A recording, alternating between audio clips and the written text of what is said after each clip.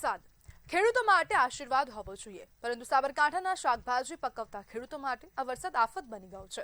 અવિરત વરસાદે ખેતરોમાં ઊભા શાકભાજીના પાકને સડાવી નાખ્યો। દિવસ રાત મહેનત કરીને ઉગાડેલો પાક પાણીમાં ગરકાવ થતા ખેડૂતોની આંખ સામે જ તેમની મહેનત બરબાદ થઈ ગઈ। વડાલીનું ભગીરથ શાક માર્કેટ, જે સમગ્ર વિસ્તાર માટે લીલા શાકભાજીનું મોટું હબ બની ગયું છે, ત્યાં પણ હવે શાકભાજીની આવકમાં મોટો ઘટાડો જોવા મળી રહ્યો છે। ખેતરમાં પાક નથી એટલે માર્કેટમાં માલ નથી, અને માલ નથી એટલે ભાવમાં આગ લાગી ગઈ છે। એક તરફ ખેડૂતને પાકના નુકસાનનો માર, તો બીજી તરફ સામાન્ય પરિવારની મોંઘા શાકભાજીનો માર। ખેડૂતો કહે છે કે બિયારણ, ખાતર અને મજૂરી પાછળ કરેલો ખર્ચ હવે પાણીમાં ગયો, ત્યારે સરકાર તાત્કાલિક પાક નુકસાનીનો સર્વે કરાવે, સાચું નુકસાન આંકે અને યોગ્ય વળતર આપે, એવી ખેડૂતોની એક જ માંગ છે। વરસાદથી પાક તો ધોવાઈ ગયો, હવે ખેડૂતની મહેનતને સરકાર ક્યારે સહારો આપશે તે પણ એક પ્રશ્ન બની ગયો છે, કારણ કે હવે ખેડૂતો માંગણી કરી રહ્યા છે। ખેડૂતોનું કહેવું છે કે જે નુકસાન તેમને થઈ રહ્યું છે તે નુકસાન ક્યાંક ને ક્યાંક ખૂબ મોટા પ્રમાણમાં છે। શાકભાજીના જે ઊભા પાક હતા તે ક્યાંક ને ક્યાંક બરબાદ થઈ ગયા છે, અને ક્યાંક ને ક્યાંક શાકભાજી નથી મળી રહી, શાકભાજીનો માલ ઓછો થઈ ગયો છે, અને તેના જ કારણે હવે લોકોના બજેટ પર પણ અસર પડી રહી છે। આપણી સાથે ગૃહિણી કમળાબેન પરમાર જોડાઈ ગયા છે। કમળાબેન, શાકભાજીના ભાવ વધારાની કેટલી અસર પડી રહી છે રસોડામાં? શાકભાજીના ભાવ વધવાથી ખૂબ જ અસર પડી છે। મધ્યમ વર્ગના માનવીઓને ગૃહિણીનું બજેટ ખોરવાઈ ગયું છે।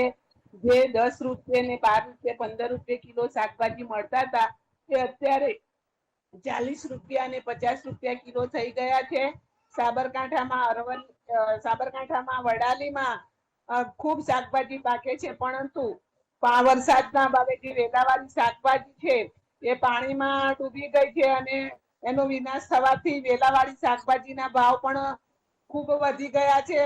કોબીજ, ફુલાવર જે સાબરકાંઠામાં પાકતા હતા એ પણ ખૂબ વરસાદના કારણે નાશવંત થયા છે, અને તેના ભાવ પણ ખૂબ જ વધી ગયા છે। એટલે અત્યારે મધ્યમ વર્ગના અને ગરીબ માણસોના રસોડાનું બજેટ ખોરવાઈ ગયું છે।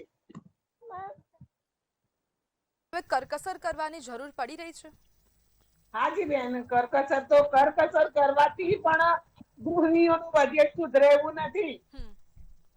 કરકસર કરવાથી પણ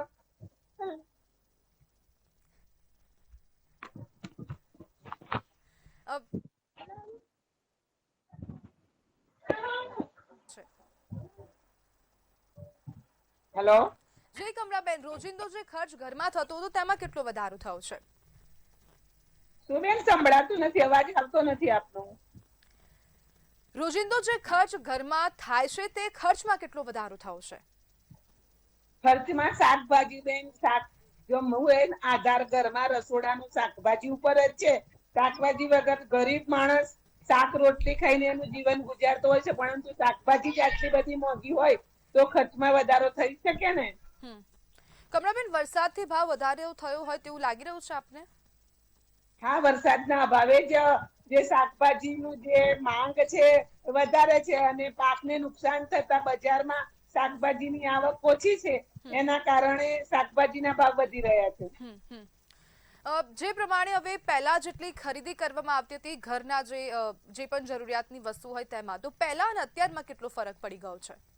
ખૂબ જ ફરક પડી રહ્યો છે બેન। પહેલાના અત્યારમાં તો બહુ જ ફેર છે, જમીન આસમાનનો ફેર છે।